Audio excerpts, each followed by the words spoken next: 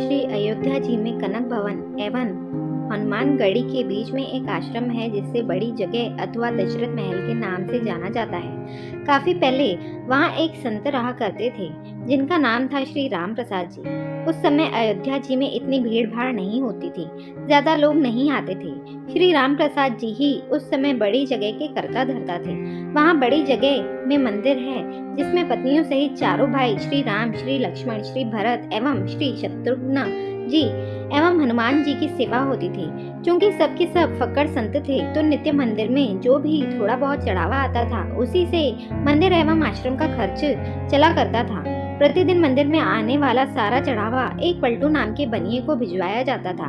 उसी धन से थोड़ा बहुत जो भी राशन आता था उसी का भोग प्रसाद बनकर भगवान को भोग लगता था और जो भी संत आश्रम में रहते थे वे खाते थे। एक बार प्रभु की ऐसी लीला हुई कि मंदिर में कुछ चढ़ावा आया ही नहीं। अब इन साधुओं के पास कुछ जोड़ा गाड़ा तो था नहीं, तो क्या किया जाए? कोई उपाय न देखकर श्री राम प्रसाद जी ने दो साधुओं को पलटू बनिए के पास भेज के कहलवाया कि भैया आज तो कुछ चढ़ावा आया नहीं है, अंतर थोड़ा सा राशन उधार दे दो, कम से कम भगवान को भोग तो लग ही जाए।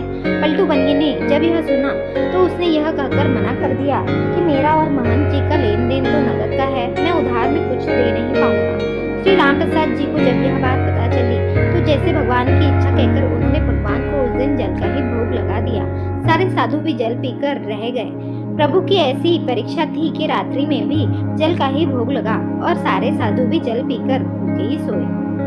वहाँ मंदिर में नियम था कि शयन कराते समय भगवान को एक बड़ा सुंदर पीताम्बर ओढ़ाया जाता था तथा शयन आरती के बाद श्री राम प्रसाद जी नित्य करीब 1 घंटा बैठकर भगवान को भजन सुनाते थे। पूरे दिन के भूखे राम प्रसाद जी बैठे भजन गाते रहे और नियम पूरा करके सोने चले गए। धीरे धीरे करके रात बीतने लगी। करीब आधी रात को पलटू बनिए के दरवाजे का घर का दरवाजा खटखटाया। वो बनिया घबरा गया कि इतनी रात को कौन आ गया। जब आवाज सुनी तो पता चला बच्चे दरवाजे पर शोर मचा रहे हैं। अरे पलटू पलटू सेठ, अरे दरवाजा खोल। उसने हड़बड़ाकर खींचते हुए दरवाजा खोला। सोचा कि जरूर ये बच्चे शरारत कर रहे होंगे, अभी इनकी अच्छे से डांट लगाऊंगा। जब उसने दरवाजा खोला तो देखते हैं कि 4 लड़के जिनकी अवस्था 12 वर्ष से भी कम की होगी एक पीताम्बर ओढ़े कर खड़े हैं।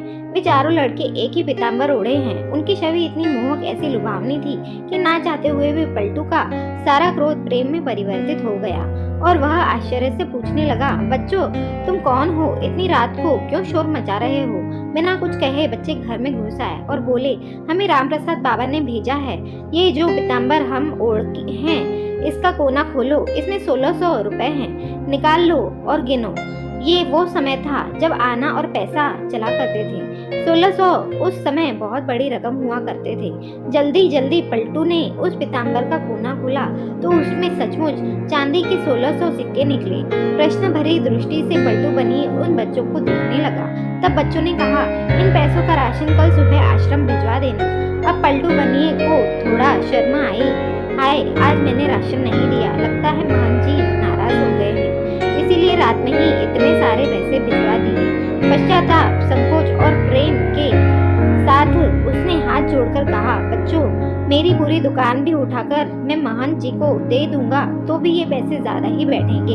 इतने मूल्य का सामान देते देते तो मुझे पता नहीं कितना समय लग जाएगा। बच्चों ने कहा, ठीक है, आप एक साथ मत दीजिए, थोड़ा थोड़ा करके अब से नित्य ही सुबह सुबह आश्रम में भिजवा दिया कीजिएगा। आज के बाद कभी भी राशन के लिए मना मत कीजिएगा। पलटू बनिए तो मारे शर्म के जमीन में गड़ा जाए। तो वो फिर हाथ जोड़कर बोला, जैसे महंत जी की आज्ञा। इतना कह सुन के वो बच्चे चले गए, लेकिन जाते जाते पलटू बनिए का मन भी ले गए। इधर सवेरे सवेरे मंगल आरती के लिए जब पुजारी जी ने मंदिर के पट खोले तो देखा भगवान का पीताम्बर गायब है।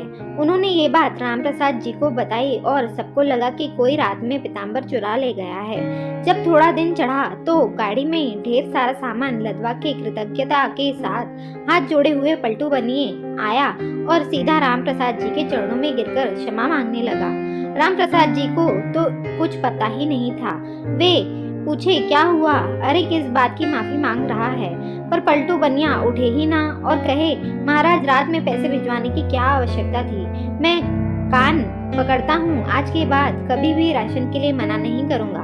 और ये रहा आपका पीताम्बर, वो बच्चे मेरे यहाँ ही छोड़ गए थे, बड़े प्यारे बच्चे थे, इतनी रात को बेचारे पैसे लेकर आ भी गए। आप बुरा ना माने तो मैं एक बार उन बालकों को फिर देखना चाहता हूँ। जब रामप्रसाद जी ने वो पीताम्बर देखा तो पता चला कि ये तो हमारे ही मंदिर का पीताम्बर है जो गायब हो गया था। अब वो पूछे कि ये तुम्हारे पास कैसे आया। तब उस बनिए ने रात वाली पूरी घटना सुनाई।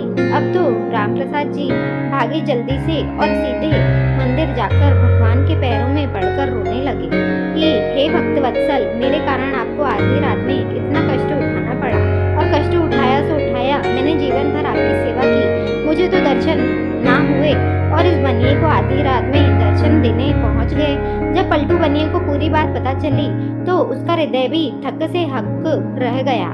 जिन्हें मैं साधारण बालक समझ बैठा, वे तो त्रिभुवन के नाथ थे। अरे मैं तो चरण भी न छू पाया। अब तो वे दोनों ही लोग बैठकर रोए।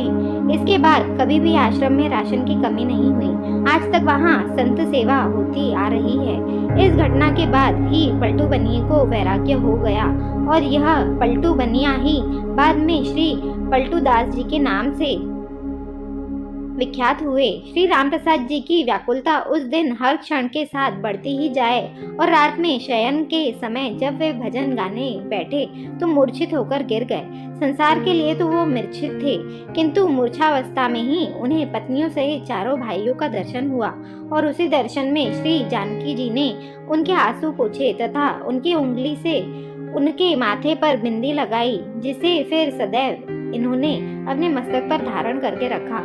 उसी के बाद से इनके आश्रम में बिंदी वाले तिलक का प्रचलन हुआ। वास्तव में प्रभु चाहे तो ये अभाव, ये कष्ट भक्तों के जीवन में कभी ना आए, परंतु प्रभु जानबूझकर इन्हें भेजते हैं ताकि इन लीलाओं के माध्यम से ही जो अविश्वासी जीव हैं वे सतर्क हो जाएं, उनके हृदय में विश्वास उत्पन्न हो सके। जैसे प्रभु ने आकर उनके कष्ट का निवारण किया, ऐसे ही हमारा भी करें दें। जय श्री राम। आशा है कि आपको वीडियो पसंद आई होगी। इस कहानी के बारे में आपकी क्या राय है, कमेंट करके हमें ज़रूर बताइए। ऐसी अन्य कहानियाँ सुनने के लिए चैनल को सब्सक्राइब कर दीजिए। मिलते हैं अगले वीडियो में। धन्यवाद।